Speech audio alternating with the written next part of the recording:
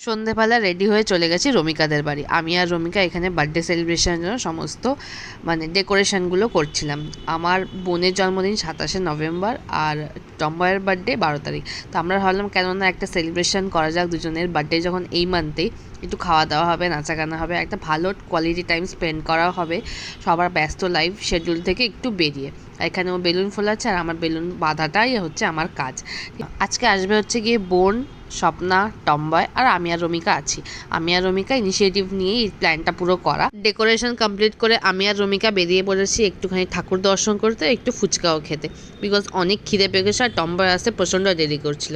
টম্বয় আমাদেরকে পরেই জয়েন করেছে আর এই রসগোল্লাটা দোকানের এত টেস্টি, খেয়ে তোমরা একদম মেল্ট হয়ে যাবে। টুকিটাকি কেনাকাটা করে ঘরে আসলাম আর এই যে সারপ্রাইজ দেখে এ তো খুশি লাফিয়ে একদম এ গেছে। আর এখানে রমিকা পড়তে পড়তে জাস্ট বাঁচলো। আমরা এরকম ছোটোবেলার মতন এখনও আছি, বাচ্চাদের মতন বিশাল খুশি হয়ে গেছে ও। আর এটা একটা আইফোনের প্রবলেম আছে, এখানটা স্লো মোশন হয়ে গেছে, বাট আমার এই ব্যাপারটাই খুব ভালো লেগেছে যে ওরা খুব খুশি হয়েছে, খুব আনন্দ পেয়েছে। আর আমার লাইফে আমি থাকবো আর সারপ্রাইজ থাকবে না, এটা হতে পারে না। আমার ভীষণ পছন্দ মানুষজনকে সারপ্রাইজ দেওয়া, বিকজ এই খুশি হওয়াটা, আনএক্সপেক্টেড খুশি হওয়াটা, এটা আমার কাছে অনেক বড় পাওনা। আর এখানে ভাবছে রমিকা আজকে বানিয়েছিল চিকেন পকোড়া প্লাস চিকেন চাপ, এটা পুরোটাই বানিয়েছে। আর একে দেখো না, ধৈর্য নেই, গরম, তাও যে একটু ধীরে সুস্থে খাবে সেটা আর ওর দ্বারা হচ্ছে না। আর এখানে বোন এসছে। বোন আমার সারপ্রাইজ দেখে অতটা সারপ্রাইজ হওয়ার থেকে ওর কাছে কোয়েশ্চেন ছিল যে কী হলো এত তাড়াতাড়ি আমার বার্থডে কীভাবে, আমার বার্থডে তো এখন অনেক দেরি, এখন কেন সেলিব্রেট হচ্ছে। আমার কাছে ফার্স্ট কোয়েশ্চেন এটাই আসলো, তুই কি চলে যাবি? দেখো আমাকে এখানে এসে বলবে, এখানে আইফোনের প্রবলেমের জন্য একটা স্লো মোশন হয়ে যাবে, বাট স্টিল ও এটাই আমাকে বললো। আমি ভাবছি আমি যখন যাব এখান থেকে এরা যে কী করবে তা কোনো ঠিক ঠিকানা নেই। বাট যাই হোক, মন খারাপ তো হবেই, বাট স্টিল ঠিক আছে, কোনো ব্যাপার না। এই ব্যাপারটাকে এখানে স্কিপ করে দিচ্ছি। আর এদেরকে এখানে গিফটও দেওয়া হয়েছে, সেটা কী গিফট সেটা ওরা আগে থেকেই বুঝে গেছে, সেটা জানি ওরা খুব খুশি হয়ে গেছে। তো টম্বয়কে দেওয়া হয়েছে গিয়ে একটা কনসিলার প্যালেট, যেটা পেয়ে ও খুব খুশি হয়েছে। আর বোনকে দেওয়া হয়েছে একটা হাইলাইটার, সেটা তোমাদেরকে বোনের যখন বার্থডে সেলিব্রেট করাবে সেটা তোমাদের তখন দেখাবো। আর এখানে আমরা স্যালাড কাটছি। এখানে দেখো না রমিকা বিক্রমকে খাইয়ে দিচ্ছে। বেচারা বিক্রম এখন করছে, জিম করছে বডিটা ফিট রাখার জন্য, খাওয়া দাওয়া একটু রেস্ট্রিক্টেড আছে।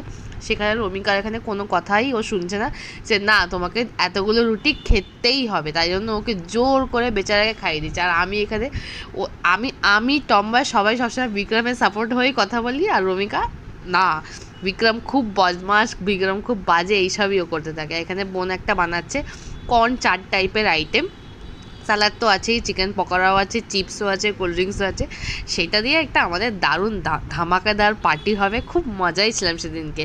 আর বোন এখানে আর একটা সসও বানিয়েছিল, চিজি সস টাইপের, সেটা চিপস দিয়ে খেতে, চিপস চাট আর এই সসটা দিয়ে খেতে হয়, এত ভালো আমার বোন ওটা বানায় না, কি বলবো। আমি খুব একটা খাই না, বিকজ একটু ঝাল ঝাল হয়, তো আমি ঝালটা খাই না।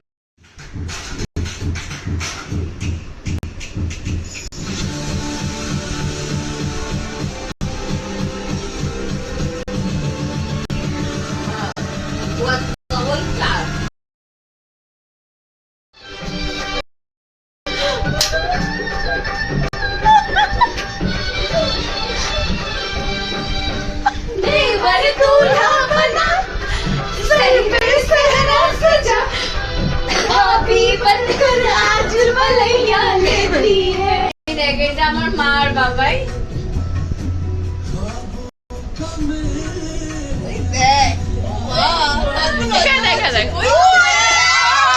সারা রাত এতই মজা করেছি যে বার্থডের জন্য যে কেক আনলাম সেই কেকটা কাটতে আমরা ভুলে গেছি।